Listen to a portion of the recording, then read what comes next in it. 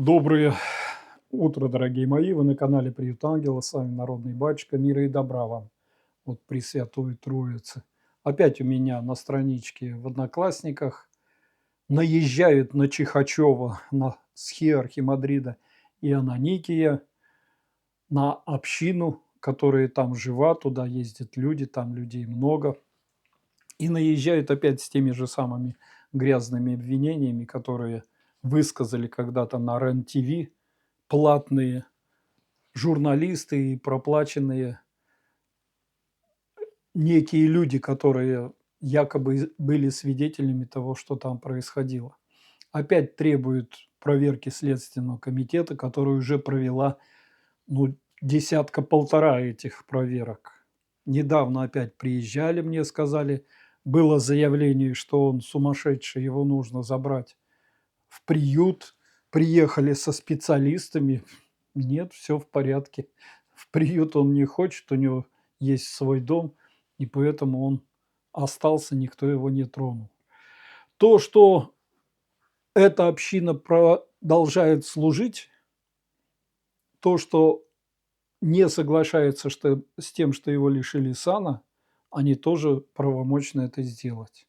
Потому что у нас в РПЦ лишением сана называется отстранение от служения в их официальном храме. Официальный храм РПЦ в Чихачево отняли, и он не служит, стоит уже несколько лет. Священник приезжает, к нему никто на службу не идет. Ну и закрыли, и храм опять промок, там опять все гниет и все остальное. Община служит в другом храме, который был раньше построен, который пытались доказать, что он не построен незаконно, ничего не смогли доказать, все там законно. Еще раз повторяю, Следственный комитет уже самый пострадавший от всех этих проверок. Его заваливает и заваливает. Я бы так сказал, неразумные люди, не могу сказать, что они сумасшедшие, которым хочется вот что-то сотворить, что-то сделать. Поэтому люди служат. У нас по закону о вероисповедании, свобода слова, кто хочешь, может служить, чего хочешь. Нет у него храма официального, до дома берет и как хочет, то и служит. У нас разрешены любые вероисповедания, и поэтому, если они не вредят здоровью, ну и всему остальному, что мы знаем, не вредят. У нас сотни таких всяких евангелистов и так далее, которые служат, где попало. У нас сотни теперь тех, кто хороводы водит и так далее и тому подобное. Нет, привязались к одному Чихачеву. Почему привязались? Вот ведь главный-то вопрос. И я считаю, что если не духовно, а светским языком говорить, то показались, потому что Чихачева пример того, что должно было быть в церкви. Чихачева когда-то, выбирая, на чем оно сосредоточится и кому будет помогать, я сам лично еще в 93-м году, ну и дальше, каждый год я ездил в Чихачево, с батюшкой обсуждали, с батюшкой думали, с батюшкой строили. Он даже и у нас помогал восстанавливать наркоманов там, например, или приют для бездомных делать. И все время приходили к выводу, что нужно сосредоточиться на самом главном, самой большой проблеме в стране. У тех, кто тянется к церкви. А самая большая проблема в стране это, я уж извиняюсь, психические и психические заболевания и психологические расстройства. У нас официально сейчас в стране, как специалисты пишут, 10% населения, ходящие по улицам, являются психически больными, психически, не психологически. Некоторые спорят со мной, специалистов. Я написал где-то, что 10%. Мне сказали, не, вы старые цифры имеете. 20 не меньше и все. Психические. Может, вы не совсем знаете, что такое психические болезни? Да, их много. Многих людей просто не, нельзя обвинить, потому что очень тонкий к этому подход. Но я еще психологические расстройства вижу. Я профессиональный психолог, я закончил, у меня диплом имеется психолога. Я вижу огромное количество психологических проблем. Одна из главных этих проблем – депрессия. Опять я где-то сказал, что 70% депрессивных. Меня поправляют специалист. Говорит, да вы что, 90% страдает депрессией. У нас из школы выходит уже с хронической депрессией 30 с лишним процентов школьников. Это детей, которые вообще не должны были попасть в нее, поскольку детство это радость. Детство должно быть в радости, а не с хронической, то есть продолжающейся несколько лет депрессии выходит из школы. И что мы с вами знаем про депрессию? Какие проявления этой депрессии у человека встречаются? И я вам скажу очень простые. Вот те же самые, когда определенная наступает трудность, и вы слышите определение, что человек либо черепаха прячется в домике, либо лев нападает на эту трудность, либо заяц, он убегает. Он убегает. Я вам неоднократно рассказывал, как, например, Александр Васильевич Суворов так проверял своих будущих богатырей, когда проводил их мимо пушки, и она вдруг неожиданно выстреливала. И кто-то падал, кто-то убегал, кто-то поворачивался к ней и думал, как напасть. Это официальный, можно так сказать, это во всем мире установленный факт, что все действуют по-разному. Они либо ложатся в этой трудности, впадают в апатию и ничего не делают, либо начинают пить, это вот как раз эта форма апатии, ничего не делать, либо бросаются в бой, чаще всего в какой-нибудь скандал, это выводит из депрессии, это реально для человека помогает ему какое-то время держаться, как говорится, на плаву, а потом он еще хуже впадает. Это я о депрессивных. Те, кто просто трудоголик, те, кто без депрессии работает, это нормальные люди. Это уже другая форма психического расстройства. Но часть депрессивных убегает, как заяц, убегает от проблемы. Это, можно так сказать, расстройство. Кто-то считает, раньше считал, что это психиатрическое расстройство. То есть для тех, кто убегал из дома, для тех, кто куда-то еще девался. После того, как их вылавливали из леса где-то или в другом городе и так далее, были специальные меры.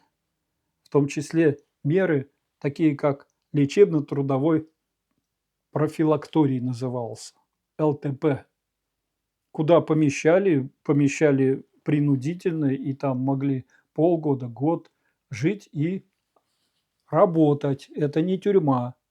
Тюрьма у нас, кстати, тоже считается исправительной колонией, куда тоже попадает.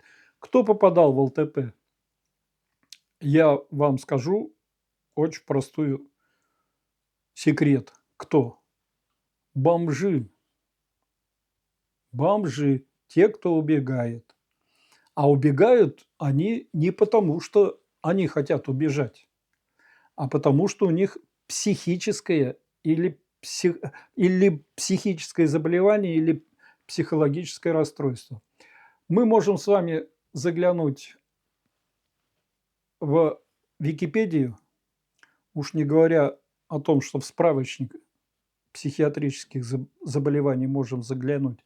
Но даже в Википедии есть это заболевание, психическое заболевание, прямо так и указано, которое называется дромомания. Дромомания. Я вам специально, давайте я вам страничку вот выложу. Вот она, дромомания. Видите, она переводится как бег, бешенство, помешательство. Или пориомания, это с греческого. Путь и мания, мания к пути. Вагабондаж. Бродяжничество. Это с французского языка. Это либо расстройство, либо заболевание, как хотите это называйте, но страдает им.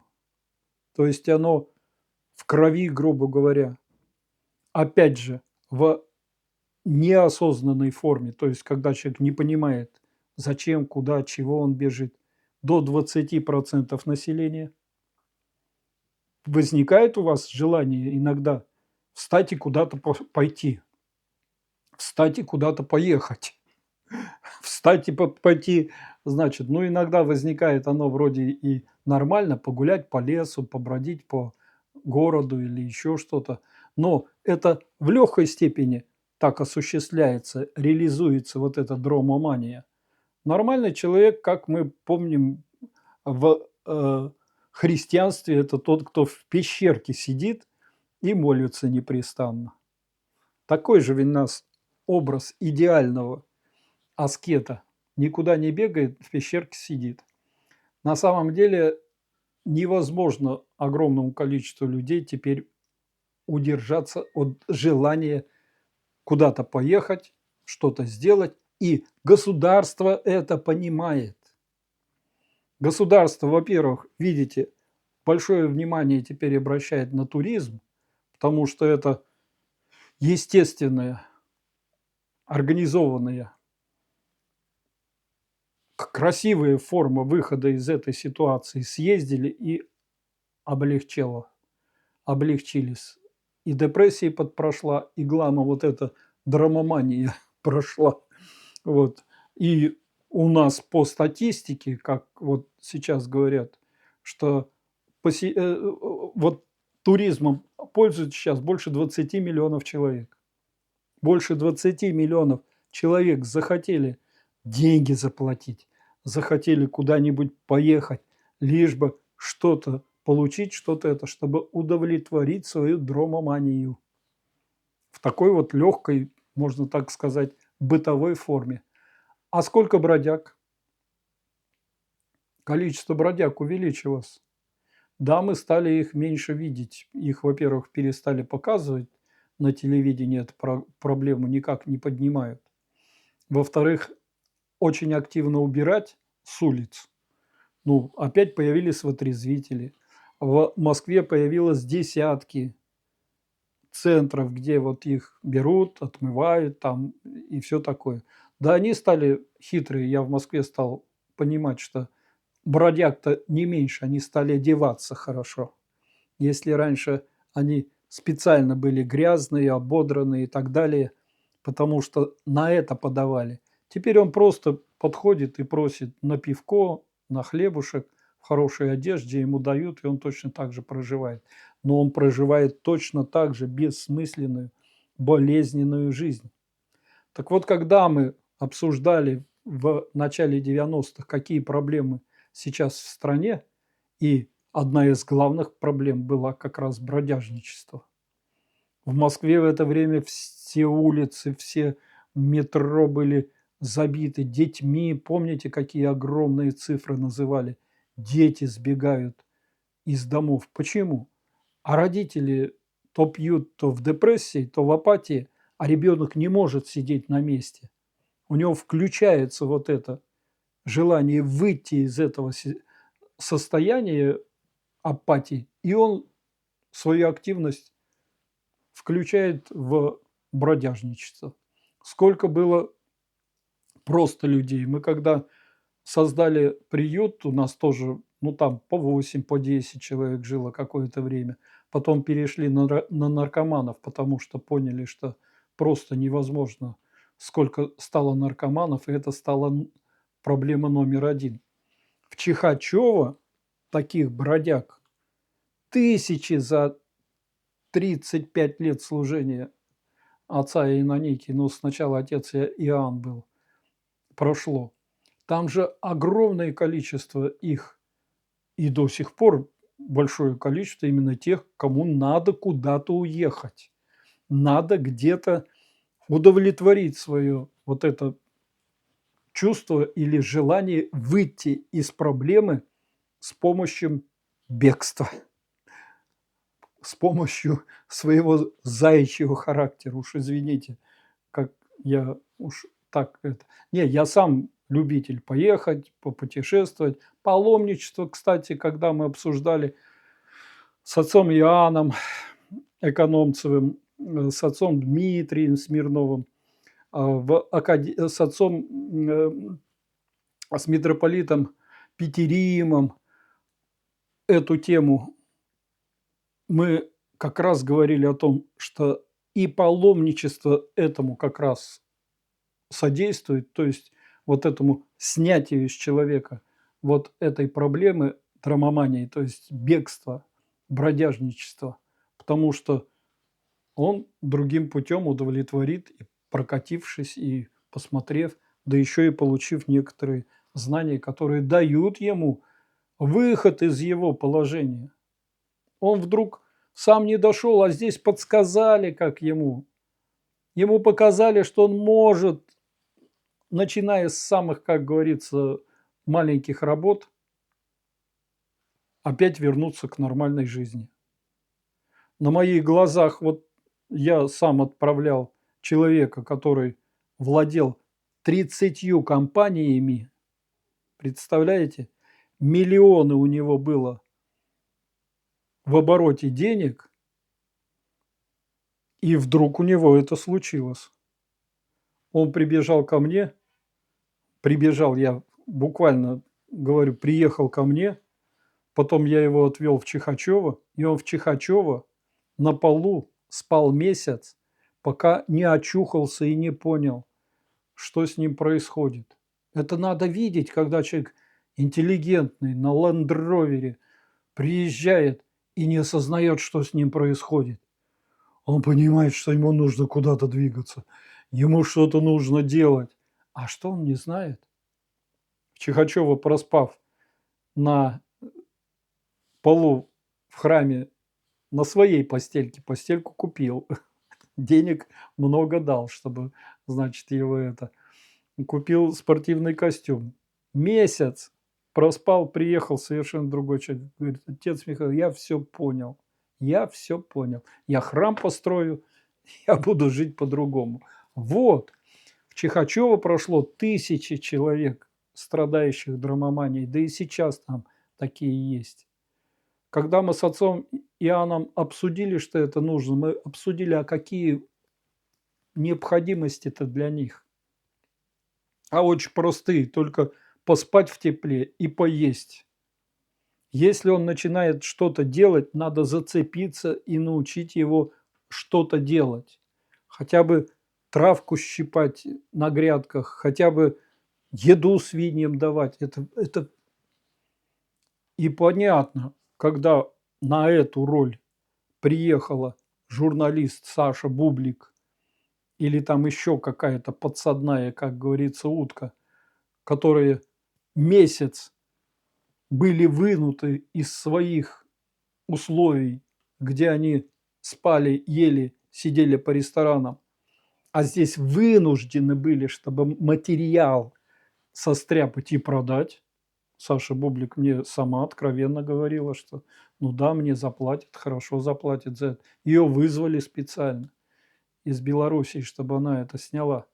И очень хорошо заплатили, как я понимаю. Вот. Естественно, им все это покажется странным. Как это я в свинарнике тут работаю? Что это я тут на коровнике? Что это я тут мясо не должна есть, когда вот они, свиньи, их забивают?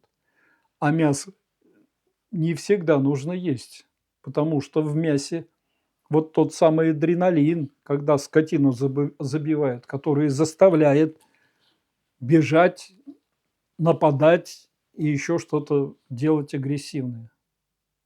Ведь только эта проблема в мясе, а не белок, который в нем есть. Именно адреналин, который в крови убитого животного. Поэтому все нападки на него только тех, кто, на мой взгляд,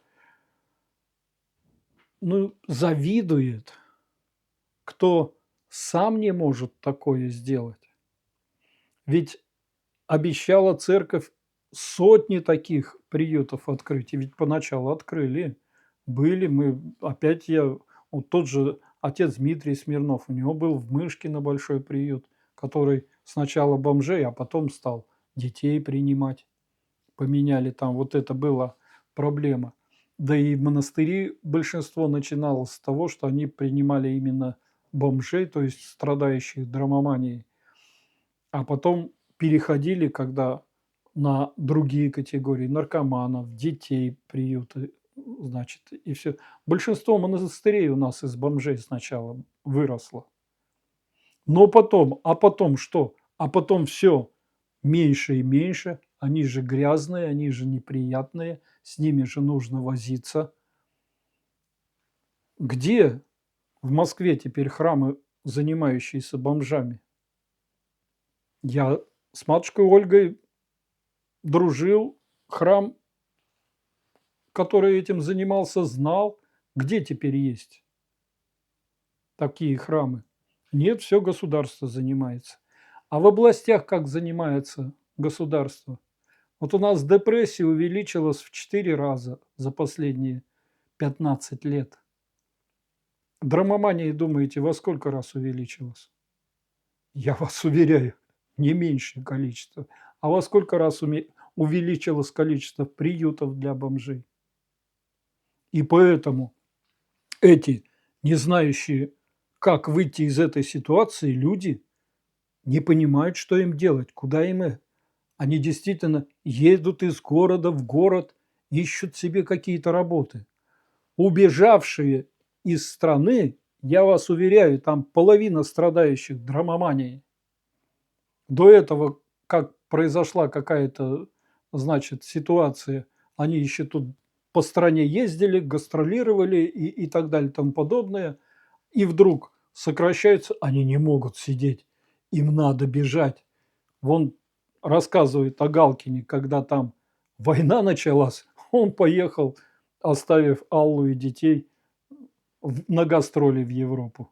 Это что у него?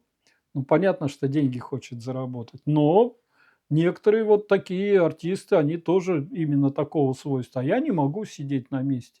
Мне надо ездить. Я сам лично с такими артистами общался. Поэтому, дорогие мои, отец Аноникий, еще раз повторяю, тысячи таких людей принимал. Я посчитал, что за 35 лет его служения в Чихачево больше 2 миллионов человек прошло через него. Больше 2 миллионов. Это, это большая цифра, я вам так скажу. Через одного человека. И 84 года человеку без ноги, глубоко больной диабетом, принимает до сих пор от нескольких десятков до 1,5 сотен человек, и всем им дает какое-то утешение. Ведь это ж надо осознать, что 2 миллиона через него прошло, а пожаловалось 2 человека. Причем кто? Одна платная, как говорится, журналистка, которая специально была нанята, чтобы снять такой репортаж. А вторая дочь, я уж извиняюсь, стоящей много лет на психиатрическом учете женщины, которая заявила, что она не может ее выдернуть, а когда выдергивает из Чихачева, она опять туда возвращается, и не сообщившая никому, что мать-то на психиатрическом учете, у матери-то ярко выраженная драмомания. Она ж сама говорит, я ее запирала, а она убегает. Я таких у нас видел не одну. А что сделаешь? Вплоть до старой учительницы, вдруг ставшей вот такой в своем возрасте, и дочь ее так мучилась тем, что она убегала. А что сделаешь? Это психиатрическое заболевание. Поэтому те, кто нападает и пытается ликвидировать это, еще раз повторяю, либо это враги, которые специально хотят, чтобы вот в стране было больше недовольных, чтобы те, кто может людей утешить, вообще не существовали. Ни в церкви, нигде. Вот, поэтому прошлись по старцам перед особой вот этой ситуацией, в которой мы сейчас живем, как катком. Сколько человек, тысячи утешавших, лишили так называемого сана, места служения. И что? И кому от этого хорошо, от этого скандала? Но я вас еще могу удивить, что никуда не делись и те, кто считается львом, и те, кто считается черепахой. Апатия, апатия у нас выросло количество висельников, в том числе детей, и увеличивается постепенно. Это апатия. И выросло количество нападающих, ругающих кого-то, обвиняющих кого-то с агрессией неадекватной. Это как раз так называемые львы, которые в своем бытовом виде больше похожи на крыс, чем на львов, желающих укусить кого-нибудь, лишь бы им удовлетвориться, лишь бы свое психическое расстройство, заболевание удовлетворить. Вот такой мой комментарий. Я абсолютно не удивлюсь, если, значит, в конечном итоге что-то там добьются, хотя, еще раз повторяю, там уже десятки было следственных всяких расследований. Там самые для меня удивительные – это кладбище раскопали. Там же ведь одна дура объявила, что там еще люди как-то захораниваются незаконно на кладбищах, на одном. И там раскопали это кладбище, копали под зиму прямо. Мне было так жалко этих следователей, которым пришлось вынимать останки, делать анализы и так далее. Ничего не подтвердилось. Вы представляете, это миллионы средств затрачены вместо того, чтобы людям помочь. Следствие преступников должно было ловить, а они вот этих неадекватных людей, удовлетворяя их заявления, тратят огромные силы и средства на то, чтобы что-то сделать. Так что, дорогие мои, по имуществу там тоже это все, что там имеется, это либо тех, кто живет, люди приехали, здесь купили, либо те, кто предоставили ему там эти машины и так далее. На нем имущество, по-моему, один дом, одна машина. Его-то личное имущество. Все остальное – это имущество общины и тех людей, кто там. Так что вот так. Желаю всем здравомыслия, поменьше агрессии. Это же нравится быть моськой некоторым. Они тоже так из депрессии. Ух, посмотрите, на кого она лает. На слона. А им так... Это тоже, я вам как психолог говорю, один из способов выхода из депрессии. Но не самый лучший. Они почему-то начинают выбирать тех слонов, которые им ответить не могут. Не может он никому, этим слугам сатаны, ответить. Вот поэтому они и лают.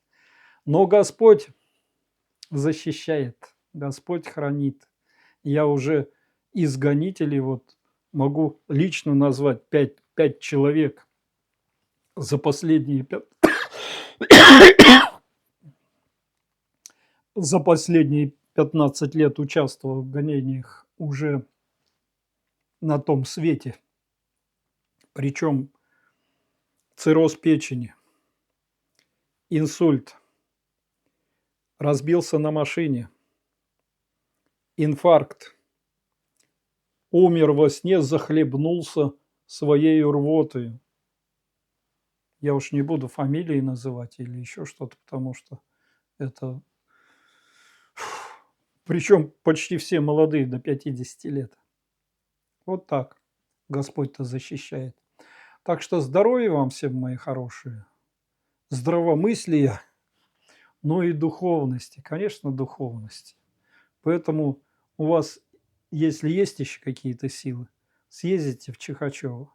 Вы потом Деткам будете рассказывать, что вы когда-то побывали в Чихачево.